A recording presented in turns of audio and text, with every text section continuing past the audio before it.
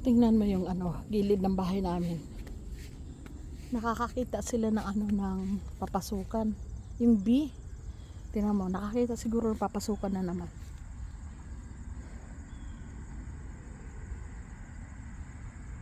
Ang dami niyang kahapon nila. Ay, may na naman sila. May nakita na naman sila siguro papasukan. Yun.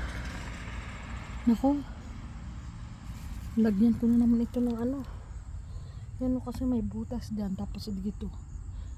Nagulat ako sa loob ng bahay. May mga bee. Nako, kailangan matakpan ko na naman yan. Ang sakit sa ulo naman itong mga bee na to. Kung saan saan nagsisipasok.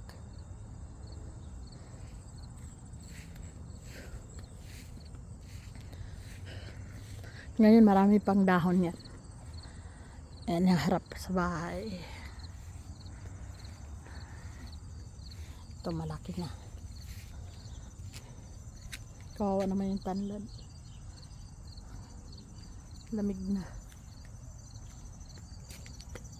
Pinatay ko ito binuhusan ko ng pinakulong tubig yung rose na yan. Kasi ayoko sa harap na bahay may rose.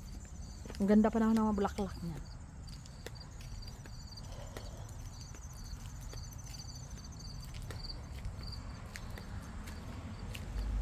Balikan ko yan.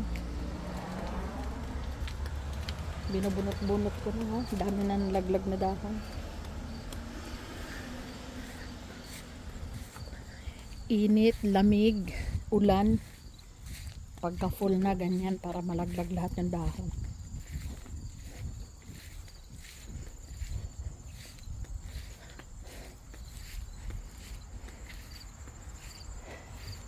Papatay na yung mga talong ko. Pero ito pinapaano ko. Similyo. Yan mga talong ko. Ayan. Panlad. Ano pa naman. Kaya pa niyang lamig. Pagka nilaw-nilaw niyan, bubunutin ko na yan. Pinunot ko na dito yung dalawang sili ko. Kaya lang ayan, hindi ko pa binubunot kasi pahihinugin ko pa siya. Tulad nito. Hinug na. Yan. Hinog na siya. Garbage ka na. Tingnan mo nilamig. Nabutan na ng lamig. Ganyan ang tsura niya. Nagsusulputan pa pero wala na yan. Papatay na talaga siya. Ito kinuha ko na yung isa ditong hinog. Ayan, malapit na rin to. Mahinog o. Ito. Ito papasok na sa loob. Pinanim ko na ito, pinadami ko. Pinanim kong dahon. Hindi ko alam ito kung nang ugat na. Kunin na natin si tomato para matagal na hinog.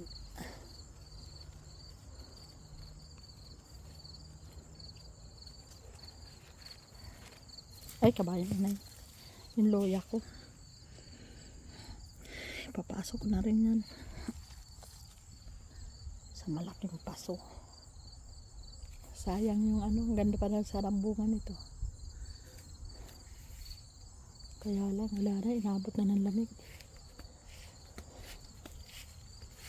Pagbalik ko na lang ulit sa sa susunod na taniman, June.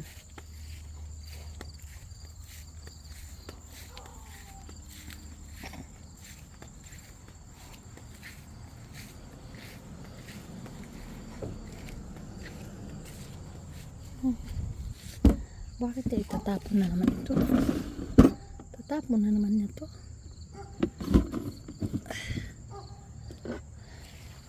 Pwede pa naman yan.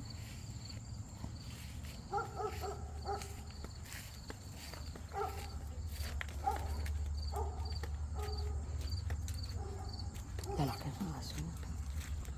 Trabaho dito ng mga tao, ilabas ng mga aso. Dami ko niyan Hindi ko naman ginagamit.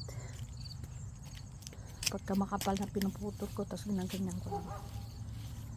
Yan ang gusto ko. Kaya ng pagka ganito, namamatay sila. Tapos sisibol ulit yan sa summer. Ito makakapal ang mga mukha nito eh. Nagdadala ng aso. Tapos pagka tumaay yung aso, ang ginawa nila, doon nila ilalagay sa ano. Hindi ko lang alam kung sila.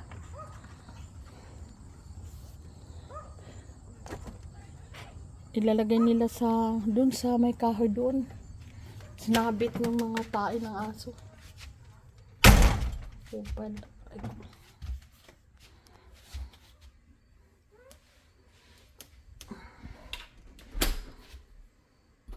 Lock ang pinto. Dito na nga yung mga halaman ko. Kasi lalamig din sila dun sa labas. Itong figure niya na to, ang ganda.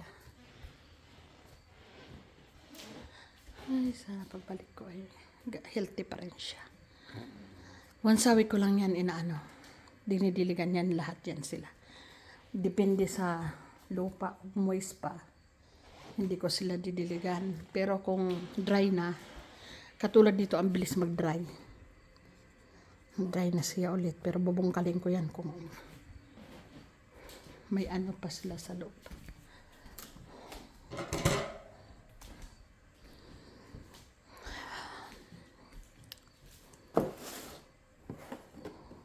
Meron pa natira.